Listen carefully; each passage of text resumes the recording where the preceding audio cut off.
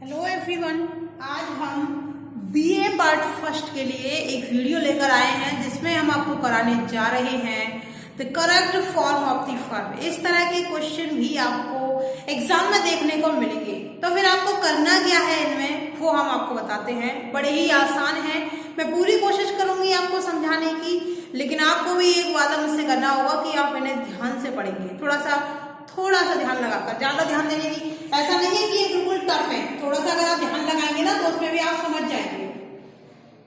सबसे पहले तो मैं आपको बता दूं कि इसमें किस टाइप का क्वेश्चन आता है। इस प्रकार के प्रश्न में खाली जगह वाले प्रश्न आते हैं। एक खाली जगह फिल इन द ब्लैंक्स बनकर आती है। आपको क्या करना है कि सही टेंस पहचान करके, ऐसा नहीं है कि उसमें पहचान नहीं होगी, उसमें कोई ना कोई पहचान जरूर होगी जिससे आप उसका टेंस पहचान सकते हैं। अब एक बार आपको जब टेंस में नहीं आ जाएगा, उसके बाद आप उसी टेंस के according helping verb, main verb लगाना नहीं लगाना, वो आप उसी के हिसाब से भरेंगे उसको। इतना जरूर आप ध्यान रखना। तो चलिए सबसे पहले बात करते हैं हम प्रेजेंट सिंपल यानी इंडेफिनिट टेंस की। प्रेजेंट इंडेफिनिट का दूसरा नाम भी है प्रेजेंट सिंपल टेंस। तो सबसे पहले हम उसी की बात कर रहे हैं। इसमें भी हम सबसे पहले बात कर रहे हैं यूनिवर्सल ट्रुथ, यानी कि सार्वभौमिक सत्य जिसे कोई नहीं बदल सकता। सार्वभौमिक सत्य, सार्वभौमिक सत्य जिसे कोई नहीं बदल सकता। सूरज पूरब से उगता है तो उगेगा, बिल्कुल उगेगा। हम आंखों से देखते हैं तो देखेंगे, इन्हें कोई नहीं बदल सकता। तो चलिए हम एग्जांपल इसका दे देते हैं। द सन, खाली जगह, इन दी ईस्ट, यहां पर हमने दे दिया राइज। इस तरह से आपको खाली जगह आपको भी आने वाली है। तो आप सबसे पहले ये देखेंगे कि द सन, खाली जगह, इन दी ईस्ट। इसमें क्या है, यूनिवर्सल ट्रुथ है। सन, सूरज, पृथ्वी, चंद्रमा, आकाश, इनके बारे में अगर कोई कथन आता है या कोई भी बात कही जाती है, वो यूनिवर्सल ट्रुथ में आते हैं, क्योंकि इन पर यूनिवर्सल ट्रुथ यानी सार्वभौमिक, जिसके हाथ, जिसके ऊपर इंसान का कुछ नहीं बस है, सारी भगवान की चीजें हैं। तो क्या सूरज को पूरब से उगाने के बजाय किसी और दिशा से उगाया जा सकता है? ये इंसान की बस की बात नहीं है, इसलिए ये यूनिवर्स में माना जाता है। मैं तो ऐसा मानती हूँ कि यूनिवर्स में कौन सी चीज आती है जिसमें इंसान को कोई बस नहीं चलता है। तो देखिए द सन, अब देखिए आपको भरना कैसे है। इससे तो हमने पहचान लिया कि सन और ईस्ट आया, इसमें सनराइज इन द ईस्ट ऐसे है।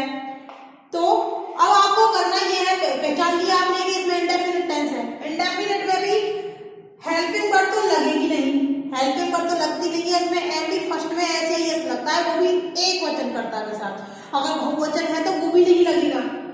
यहाँ पर है सूरज, सूरज एक ही है, एक वचन सब्जेक्ट हुआ ना हमारा, सिंगुलर नाउन। सिंगुलर नाउन है तो इसमें एस या यस लगेगा, और एस या यस लगाने के भी अलग नियम है। जिन मेन वर्ब में S, S S C H O X Z हो, उनमें यस लगाते हैं, इनमें से कोई सा नहीं है, बाकी सब में एस लगाते हैं, तो हमने भी एस लगा दिया। इस तरीके से आपको भरना है, ठीक है। ये तो आपका पहला। देखिए और देखिए इसका और है आपका हैबिचुअल एक्शन।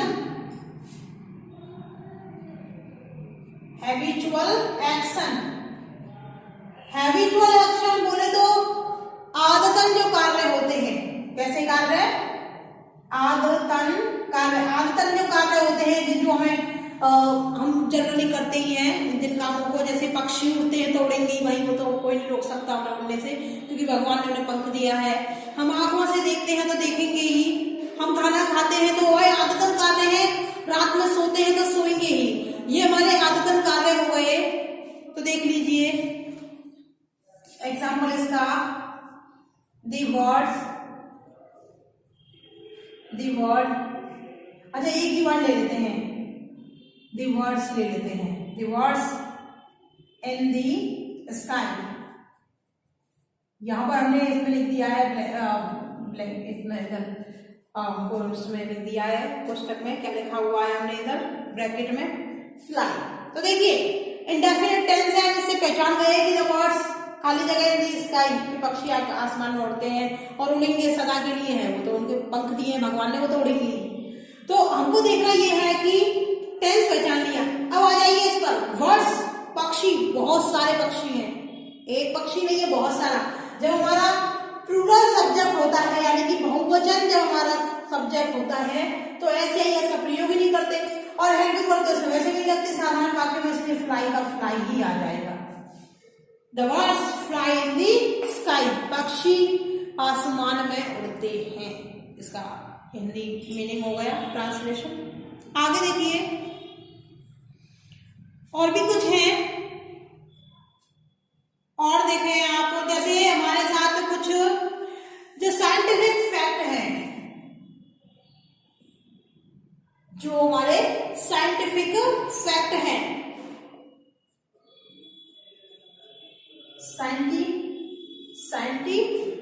साइंटिफिक फैक्ट, वैज्ञानिक तथ्य, वैज्ञानिक तथ्य जो जैसे अब वैज्ञानिक तथ्य हमारे क्या हो सकते हैं कि पानी 100 डिग्री सेल्सियस पर बॉईल होता है तो होगा, ह्यूमन बॉडी का टेम्परेचर 37 पॉइंट कुछ होता है तो होगा 37 ही होगा भाई। इस तरह से ये क्या है हमारे जो हमारे ये साइंटिफिक फैक्ट्स हैं। जैसे एग्जांपल लिख देती हूं मैं,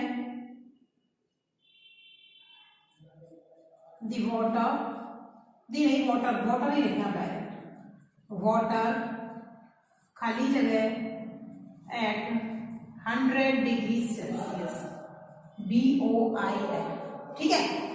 वाटर पानी 100 डिग्री सेल्सियस, पानी उबलता है 100 डिग्री सेल्सियस पर, ये आपका साइंटिफिक फैक्ट है। तो यहाँ पर देखिए पानी हमारा एक ही है, ऐसा तो नहीं है पानी बहुत सारे हैं, एक ही पानी है हमारा, हम इसको सिंगुलर मान के चलेंगे। और ये हम यहाँ पर SAIS, क्योंकि हेल्पिंग वर्ब तो इसमें इस्तेमाल होगी नहीं तो SAIS का फिर प्रयोग कर लेते हैं हम, boils, water boils at 100 degree Celsius. इस तरह से हम इसको लिख लेंगे। अगला देखिए जो हमारे परमानेंट एक्शन है, अगला देख लीजिए आप, परमानेंट एक्शन, कैसे, कौन से एक्शन, परमानेंट जो एक्शन है, परमानेंट आप एक्शन ले लीजिए, परमानेंट एक्शन जो स्थायी कार्य होते हैं, स्थायी कार्य। एग्जाम्पल देख लें इसका, वी खाली जगह विद आवर आईज, यहां पर मैंने लिख दिया सी, वी ये आवर है, इसका आप थोड़ा सा ध्यान दे लेना, इसका आवर है, वी खाली जगह विद आवर आईज, यहां पर आ गया सी कि हम अपनी आंखों से देखते हैं। भाई सही बात है, इसकी तो परमानेंट चीज है, जिसको आंख दी भगवान ने वो तो देखेगा ही, पेट में से हम सुबह से हम खाना खाते हैं तो खाएंगे ही, उन्हें कौन रोक सकता है। तो इस तरह इस टाइप के जो वाक्य होंगे ना वो आएंगे आपके प्रेजेंट इंडेफिनिट टेंस में। तो देख लीजिए हम क्या करने वाले हैं अभी, वी यानी हम तो बहुत सारे हो गए, एक थोड़ी है, सिंगुलर थोड़ी है, ये तो प्लूरल हो गया। बहुवचन कर्ता के साथ ऐसे ही इसका प्रयोग करेंगे नहीं, इसके हेल्पिंग वर्ब तो इस्तेमाल होगी नहीं, तो जो है वही की वही लिख देंगे। हो गया ना, बिल्कुल आसानी से, कोई दिक्कत भी नहीं आई ऐसी, है कि नहीं, बिल्कुल आ गया ना। देखिए इसमें और भी प्रोवर्ब्स हैं, पहले इनको मिटा देते हैं फिर देखेंगे हम, और भी इसमें प्रोवर्ब्स हैं जो आती हैं, देख लीजिए जैसे हमारा डेली है, ये सब इसमें आएंगे, ये हम दिखाने वाले हैं, पहले इसको मैं वाइप कर देती हूँ।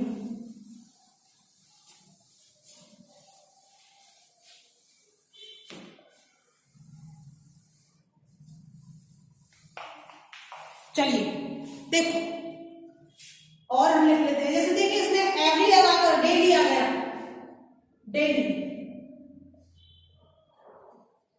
एवरी लगाकर के टाइम आ जाए, टाइम यानी जैसे every day, every month, every year, every hour, कुछ भी आ सकता है, टाइम आएगा एवरी के साथ, जैसे every day, every Monday, every Sunday, कुछ भी आ सकता है। ऐसा कुछ भी नहीं है कि एवरी नाइट, एवरी डे, कुछ भी आ सकता है, मैं ऐसा नहीं कहूंगी कि ये हमेशा यही आएगा। Always, comma, always, never, seldom,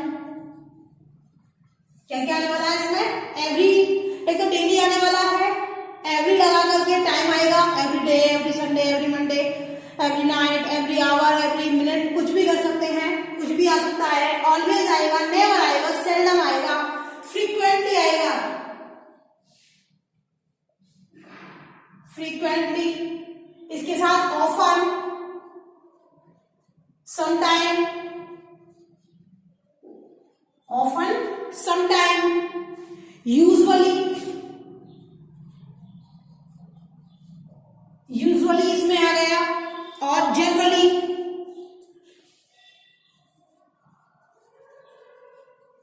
generally इसमें आ गया है हमारा, usually, generally, frequently, rarely, rarely के बाद है नेवर, नेवर, और इनके अलावा है हमारा रेगुलरली, रेगुलरली, रेगुलरली आदि इसमें आते हैं, ETC। ऑकेजनली भी है, कोई बात नहीं रहेगा, ऑकेजनली और है, ऑकेजनली, चलो मैं लिख ही देती हूँ ऑकेजनली को, फिर आप ये कहेंगे कि ऑकेजनली और ETC। ये हमारी इनमें से कुछ भी आ जाए तो आप बिना आंख बंद करे एक बार में समझ जाना कि इसमें तो प्रेजेंट इंडेफिनिट टेंस है, प्रेजेंट सिंपल टेंस है। एग्जांपल देख रहे हैं आप इसका,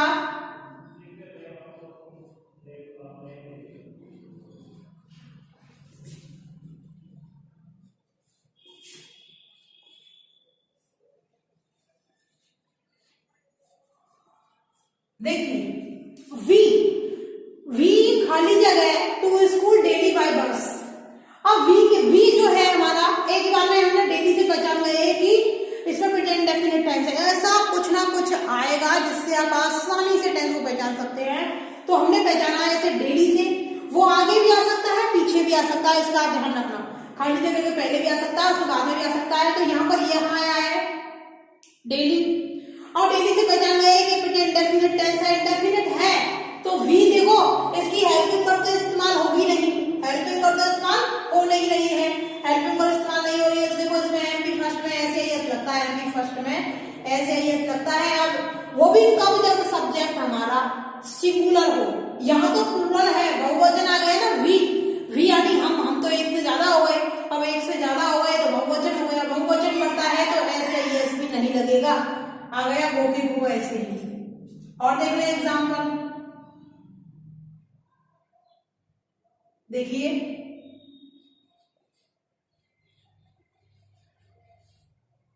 he usually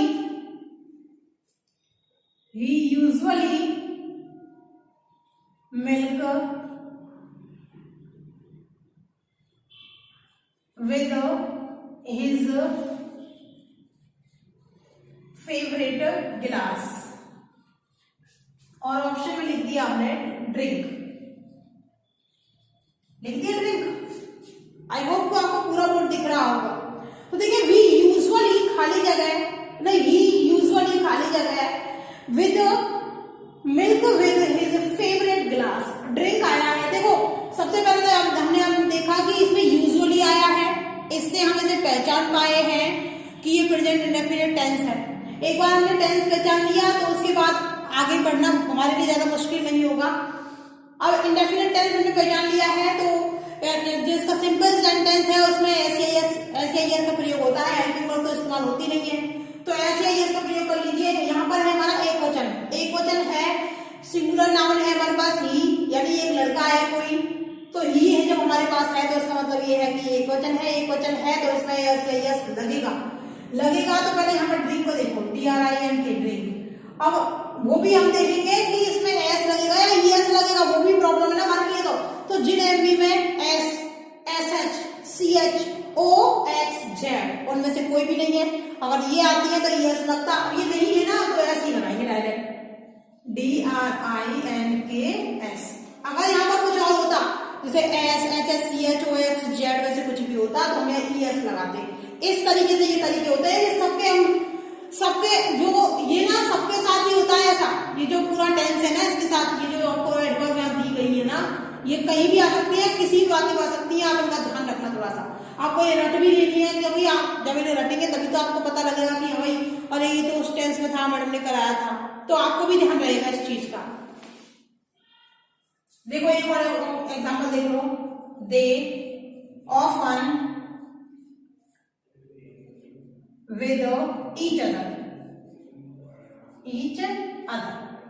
यहां आ गया आपका फाइट, ठीक है। फाइट हमारा आ चुका है। दे ऑफन, ऑफन से हम पहचान गए कि अरे ऑफन तो हमारा यहाँ है। ऑफन जब है तो एक बार पता लग गया कि प्रेजेंट डेफिनेट टेंस है। इंडेफिनिट टेंस है तो इसमें हम आसानी से भर सकते हैं। अब देखिए दे यानी वे बहुवचन हो गए हमारे, प्लूरल हमारा सब्जेक्ट है। बहुवचन कर्ता के साथ तो एस या एस भी नहीं लगाते, ये और भी अच्छा है कि हमें झंझट ही रहता कि एस लगाए या एस, वो भी प्रॉब्लम नहीं है। हेल्प वर्ड तो इसमें इस्तेमाल होती नहीं है, तो फाइट का फाइट ही आ गया। Got it. उम्मीद है आपको ये समझ में आ रहा होगा। इसका भी थोड़ा सा वो देख लेना आप। अब देखो ये है, अब जैसे देखो एक चीज बता देती हूँ मैं आपको, एग्जांपल तो हो गए। अब यहाँ पर एक नया वो बता देती हूँ, जैसे आपको समर है, समर विंटर, समर विंटर, और आपका ईच डे नाइट वीक, ये ईच और एवरी लगा करके ये तो मैंने आपको बता ही दिया है। समर विंटर ऐसा कुछ आए और ऐसा कुछ आता है तो आप इंडेफिनिट का इस्तेमाल करेंगे। जैसे एग्जांपल देखो, वी खाली जगह, woollen cloth in winter, in winter. यहां पर आ गया वियर, वियर मीन्स पहनना। तो देखो वी खाली जगह, वूलन क्लॉथ इन विंटर की हम सर्दियों में कैसे कपड़े पहनते हैं? गर्म कपड़े पहनते हैं। ये सब जानते हैं कि भाई ये तो हमारी आदत है कि सर्दियों में तो गर्म कपड़े पहनने पड़ेंगे। हाँ, एक आध अफवाह जो मिल जाएंगे वो सब छोड़िए उनको। तो वी एक बार समझ में आ गया है कि यहाँ आया है ना विंटर, यानी कि हमारी हैबिचुअल, यहाँ पर हम देख सकते हैं, इसको आदत में ले सकते हैं अगर हम चाहें तो इसे, कि समर और विंटर वाले की समर में हम ठंडे पेय पदार्थ पीते हैं या कोल्ड ड्रिंक्स वगैरह ये सब पीते हैं, और गर्मियों में हम हॉट ड्रिंक पीते हैं और गर्मियों में कोल्ड ड्रिंक। हॉट ड्रिंक यानी गर्म जो चीजें होती हैं और कोल्ड ड्रिंक यानी ठंडी जो चीजें होती हैं वो। तो हम यहाँ पर देख रहे हैं इंडेफिनिट टेंस। इंडेफिनिट टेंस है तो वी, हेल्पिंग वर्ब का इस्तेमाल होगा नहीं। वी यानी हम तो बहुत सारे हैं, बहुवचन हमारा सब्जेक्ट हो चुका है। सब्जेक्ट जब हमारा प्लूरल जा रहा है तो हमें इसके साथ ऐसे ही इसका प्रयोग करेंगे नहीं, जो है वही लिख देंगे। वियर का वियर ही हो गया, वियर का वियर ही हो गया। अब देखो एक और है हमारा कहावतें। कहावतें तो सुनी होंगी आपने, तो कहावतें जो होती है ना वो सब इसमें आएंगी। कहावतें अगर हमारे साथ पास आती हैं तो जितनी भी कहावतें हैं इनके साथ ही आने वाली हैं। जैसे देखिए एग्जाम्पल मैं आपको बता देती हूँ। Honesty the best policy. जो स्टोरीज के टाइटल होते हैं ना सब इंडेफिनिट में ही होंगे। स्टोरीज के टाइटल, कहावतें, मुहावरे सब इसमें आने वाले हैं इंडेफिनिट में ही, प्रेजेंट के साथ। ध्यान रखना आप। यहाँ पर हमने लिख दिया बी। अब आप तो कहेंगे बी का इसमें कैसे बनने वाले हैं? तो देखिए बी का मैं आपको बता देती हूँ। बी की फॉर्म होती है इंडेफिनिट, फर्स्ट फॉर्म होती है इजारम में होती है इसकी, इजारम। सेकेंड फॉर्म होती है बाजबर और थर्ड फॉर्म होती है इसकी बी। ये इसके तीनों फॉर्म है। तो हम बी की फॉर्म भरने वाले हैं। इंडेफिनिट में तो यही आने वाली है, फर्स्ट फॉर्म ही आएगी। तो इंडेफिनिट ऑनेस्टी एक वचन हम लेने वाले हैं। एक वचन है तो ऐसे ही इसको लगेगा ही नहीं इसमें। बी की फॉर्म लेनी है तो ऑनेस्टी इज आने वाला है इसमें, क्योंकि ये सिंगुलर नाउन है इसलिए। एक वचन है तो यहाँ पर आराम से ये हमारा आ चुका है। आप चाहें तो इसे लिख भी लें, तो बहुत काम की चीज है, आपको बहुत बार काम आने वाली है। ठीक है, और भी हम आपको बातें कराने वाले हैं।